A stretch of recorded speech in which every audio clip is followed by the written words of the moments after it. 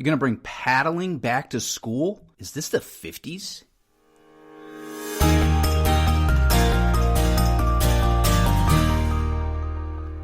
Welcome to Hack Learning. It's what you can do tomorrow. I'm your host, Mark Barnes, and in the open, I asked a question about paddling and compared it to something we would do in the 1950s. In this episode, we are looking at corporal punishment, something that, believe it or not, 19 states incorporate corporal punishment, paddling. And the reason we're talking about this today is there was an article shared over at smalljoys.tv about a private school district in Texas that is bringing paddling back because they asked parents if it was okay. And when a lot of parents said they were okay with it, the district just said, sure, let's do it. So you could find that article there if you want to. But what I want to do is talk about the conversation around this topic. And we're uncut today. In the uncut version of the Hack Learning podcast, we do this for our subscribers. We know they get it automatically. And if you landed here because someone shared it, I appreciate you listening. And you can become a subscriber at hacklearningpodcast.com. You can also find us at our new site, 10publications.com. That's the Times 10 publication site, 10publications.com. So this article was shared over at the Hacking School Discipline Facebook group.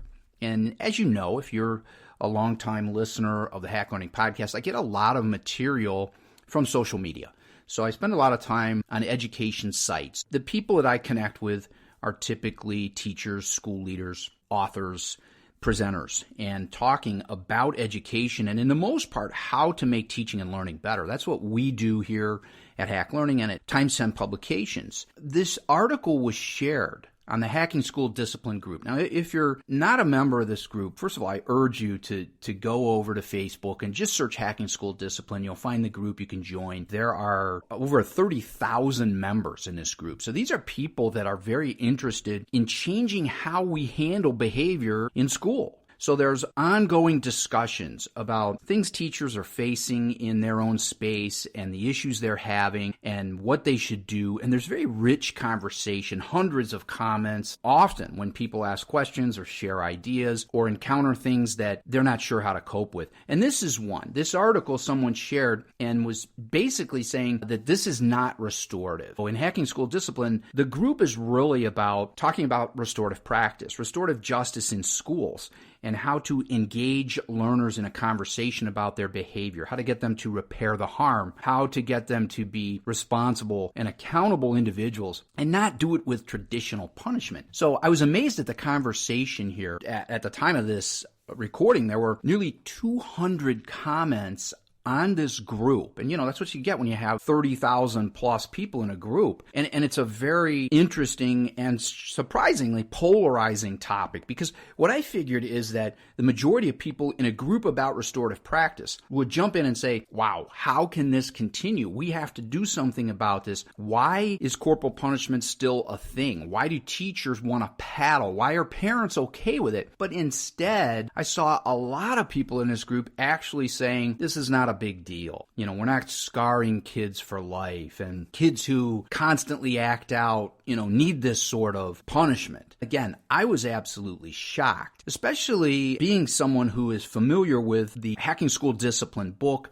co-authored by Nathan Maynard and Brad Weinstein, who also moderate the Hacking School Discipline group. In fact, when Nathan Maynard saw this article and saw these comments, I want to share with you his reaction. Nathan says, we should never, in any circumstance, as professionals working in a school, paddle a child. People who are commenting that this works and are supportive of this practice, you have to think about the implications and residual effects on the children. I keep reading, well, it works. And that surprises me. Being authoritative, controlling for compliance, and physical hitting will absolutely not lead to lasting behavioral changes. I'm sure that not one of us would want to be controlled by fear or being hit, right? Then why would we ever want to do this to a child? My sentiments exactly. I shared a story here when I saw these comments, and I was really taken aback. I was surprised. I shared a story about my own school life. I went to Cleveland Public Schools a very long time ago, and paddling was something that they did. Honestly, what I told people in the group is that my friends and I, we sort of took this as a joke. It wasn't something that was going to deter action.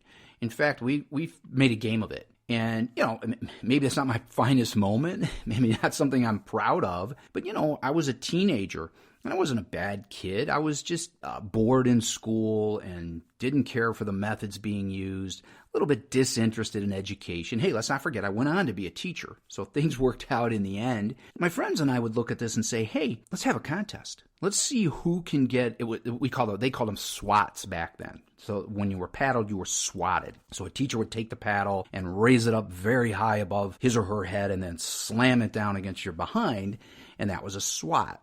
And depending on the offense, you could get multiple swats. So we had a competition to see who could get the most in a certain period of time. Now, in order to get that, you had to be disruptive. You had to talk out or talk during a time the teacher was talking or break some rule that, came with the punishment of being swatted. What I said in this group is that we didn't respect these teachers. We didn't feel that they were creating an environment of discipline. We would often get swatted by the same teacher for sometimes the same offense. So it wasn't a deterrent at all. It was just fuel for young kids playing a game and saying, a swat here or there isn't going to be a lasting effect. And all it did was create a spectacle. And in fact, there became this attitude in the school that kids who could take swats from teachers who were known for hitting hard, they gained a reputation as being tough. So where would any sort of behavior management be involved here? How does this benefit the child? All it did for me was it actually made me hold these teachers in contempt. I thought, you're not teaching me anything. You want to control me. You want to rule me out of fear. And it just made me take an attitude of, I don't fear you. Go ahead and hit me, and we'll see who wins. It became a battle, really counterproductive to education. I'm really shocked when a school district, private or public, has leaders that say, we're going to ask parents, do you want us to hit your children? And are you okay with it? And if you are, then we're going to bring these paddles back. I mean, in this article about this corporal punishment over at smalljoys.tv. There's a picture of someone holding a paddle, and it's got names on it as if kids have autographed it.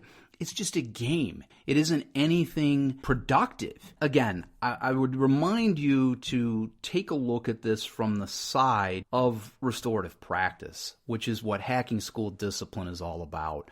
If we really want our kids to be accountable, responsible, empathetic, we can't hit them when they act out. If we don't have the time to discuss with them why they're taking certain actions, what they're doing, who they're harming, and teach them about repairing the harm and changing behavior later, we're really not being productive at all. Not only are we not going to be able to teach them academics, but we're not going to be able to help them become better human beings. And in the long run, isn't that what we really should be doing?